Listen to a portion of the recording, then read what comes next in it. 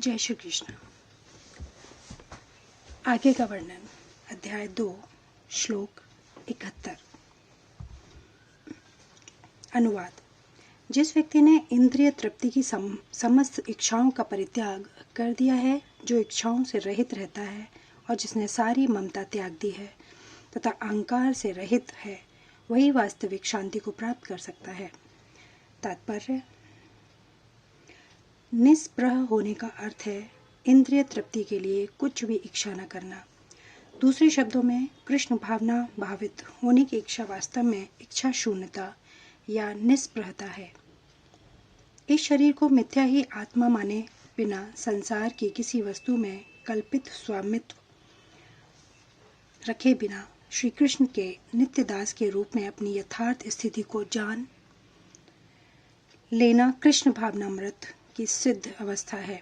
जो इस सिद्ध अवस्था में स्थित है, वह जानता है कि श्री कृष्ण की प्रत्येक वस्तु के स्वामी हैं। अतः प्रत्येक वस्तु का उपयोग उनकी तुष्टि के लिए किया जाना चाहिए। अर्जुन आत्मतुष्टि के लिए युद्ध नहीं करना चाहता था, किंतु जब वह पूर्ण रूप से कृष्ण भावना भावित हो गया तो उसने युद्ध किया, क्योंकि कृष्ण चाहते थे कि वह युद्ध करे। उसने अपने लिए युद्ध करने की कोई इच्छा न थी, किंतु वही अर्जुन कृष्ण के लिए अपनी शक्ति भर लड़ा। वास्तविक इच्छा शून्यता कृष्ण तुष्टि के लिए इच्छा है। यह इच्छाओं को नष्ट करने का कोई कृत्रिम प्रयास नहीं है। जीव कभी भी इच्छा शून्य या इंद्रिय शून्य नहीं हो सकता, किंतु उसे अपनी इच्छाओं की गुणवत्ता बदलनी होती है। भौतिक दृष्टि से इच्छा शून्य व्यक्ति जानता है कि प्रत्येक वस्तु कृष्ण की है, अतः वह किसी वस्तु पर अपना स्वामित्व घोषित नहीं करता। यह दिव्य ज्ञान आत्म साक्षात्कार पर आधारित है, अर्थात इस ज्ञान पर कि प्रत्येक जीव कृष्ण का अंश स्वरूप है और जीव की शाश्वत स्थिति कभी न तो कृष्ण के तुल्य होती है, न उनसे बढ़कर। इस प्रकार कृष्ण भावनामृत का यह ज्ञान ही वास्तविक शांति का मूल सिद्धांत है। श्लोक 72। अनुवाद। यह आध्यात्मिक तथा ईश्वरीय जीवन का पथ है, जिसे प्राप्त करके मनुष्य मोहित नहीं होता। यदि कोई जीवन के अंतिम समय में भी इस तरह स्थित हो, तो वह भगवद्धाम में प्रवेश कर सकता है।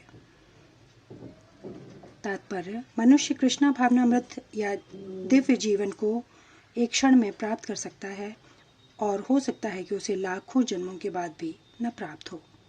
यह तो सत्य को समझने और स्वीकार करने की बात है। खटांग महाराज ने अपनी मृत्यु के कुछ मिनट पूर्व कृष्ण के शरणागत होकर ऐसी जीवन अवस्था प्राप्त कर ली। निर्वाण का अर्थ है भौतिकवादी जीवन शैली का अंत।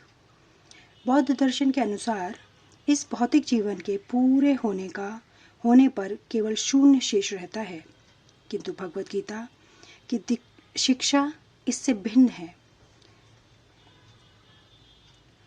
वास्तविक जीवन का शुभारंभ इस भौतिक जीवन के पूरा होने पर होता है। स्थूल भौतिकवादी के लिए यह जानना पर्याप्त होगा कि इस भौतिक जीवन का अंत निश्चित है, किंतु आध्यात्मिक दृष्टि से उन्नत व्यक्तियों के लिए इस जीवन के बाद अन्य जीवन प्रारंभ होता है। इस जीवन का अंत होने के पूर्व यदि कोई कृष्ण भावना भावित हो जाए, तो उसे तुरंत ब्रह्म निर्वाण अवस्था प्राप्त हो जाती है।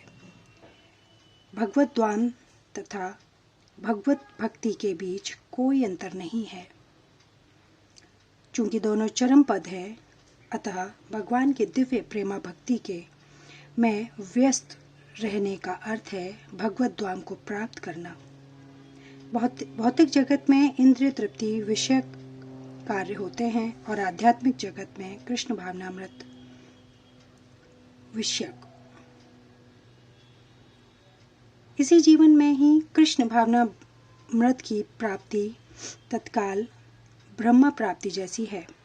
जो कृष्ण भावनामृत में स्थित होता है, वह निश्चित रूप से पहले ही भगवद्धाम में प्रवेश कर चुका होता है। ब्रह्म और भौतिक पदार्थ एक दूसरे से सर्वथा विपरीत हैं, अतः ब्राह्मी स्थित का अर्थ है भौतिक कार्यों के पद पर न होना। भगवत गीता में भगवत भक्त को मुक्त अवस्था में माना गया है, अतः ब्राह्मी स्थित भौतिक बंधन से मुक्त है।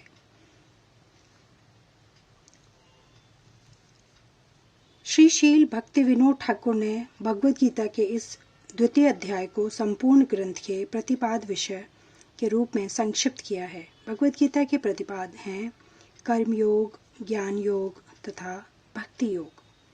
इस द्वितीय अध्याय में कर्मयोग तथा ज्ञान योग की स्पष्ट व्याख्या हुई है एवं भक्ति योग की भी झांकी दे दी गई है।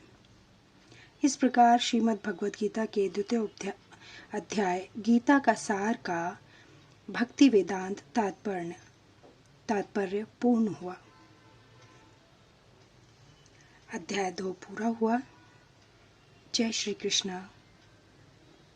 धन्यवाद।